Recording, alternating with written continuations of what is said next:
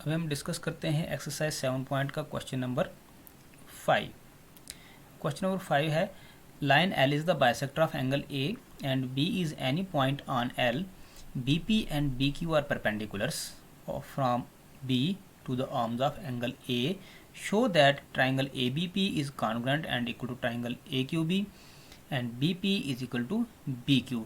Figure हमारे पास दे रखी हुई है, तो इसमें हमने दो चीज़ें प्रूव करनी है। पहली चीज़ हमने प्रूव करनी है कि ट्राइंगल हमारे पास ABP मतलब फर्स्ट ट्राइंगल ये है एंड दूसरी ट्राइंगल ये है। ये दो ट्राइंगल्स हमने कॉन्ग्रुएंट प्रूव करनी है।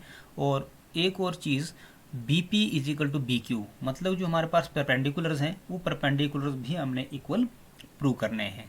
ठीक है, तो हमारे पास गिवन क्या क्या चीज़ें दी रखी हुई हैं वो हमको पहले डिस्कस करनी है। गिवन में हमारे पास तो सबसे पहले एक फिगर दी हुई है जो कि आपके क्वेश्चन में लिखा हुआ है कि सी फिगर है, दैट मीन्स आपके पास फिगर जो है वो गिवन है। And L is the bisector of angle A, L जो है वो बाइसेक्टर है एंगल ए का, और बी एक ऐसा पॉइंट है एल के ऊपर जिस पे दो परपेंडिकुलर्स बन रहे हैं। ठीक है, ये हमारे पास गिवन है। उसके बाद आपको क्या है टू प्रूव क्या चीज़ें करनी है।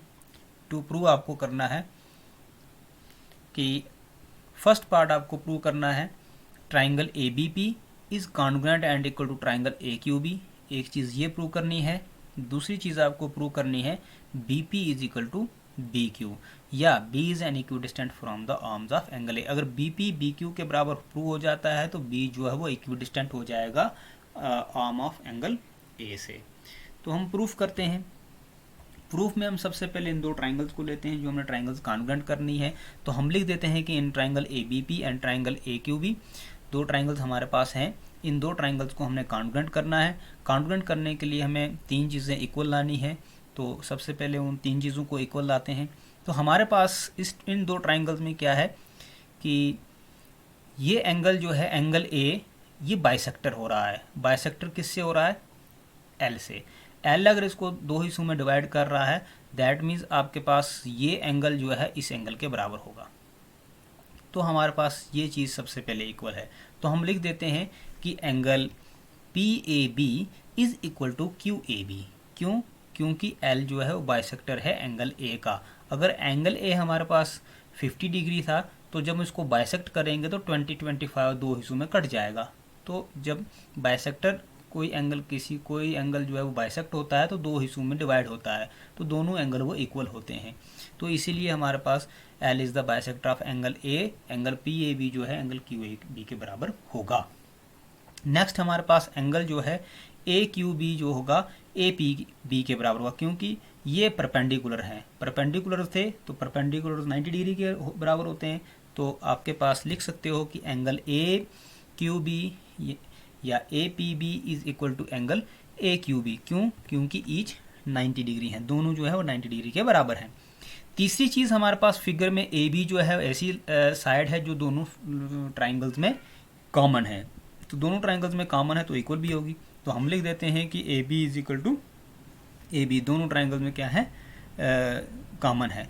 तो हम लिख देते हैं कि कॉमन है। तो तीन चीज़ें हमारे पास ट्राइंगल की जो है वो इक्वल प्रूव हो गई। तो तीन चीज़ें प्रूव हो गई तो हमारे पास ट्राइंगल जो है वो कॉन्ग्रुएंट्स हो गई। तो हम लिख देते हैं कि therefore triangle A P B is congruent and equal to triangle A Q B. By कैसे? बाई आपके पास AAS कॉन्ग्रुएंट्स रूल या AAS congruence criteria, angle side congruence के जरिए आपके पास ट्राइंगल जो है वो कॉन्ग्रुएंट और इक्वल हो गई। तो अब आपके पास ट्राइंगल अगर दोनों कॉन्ग्रुएंट हैं दैट मीन्स बी क्यू जो है वो बी की पी के बराबर भी होगा।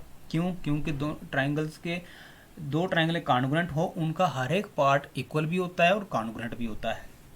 तो हम लिख देते हैं कि also B P is equal to B Q के बराबर। बाई कैसे? By CPCT, congruent pair of congruent triangle.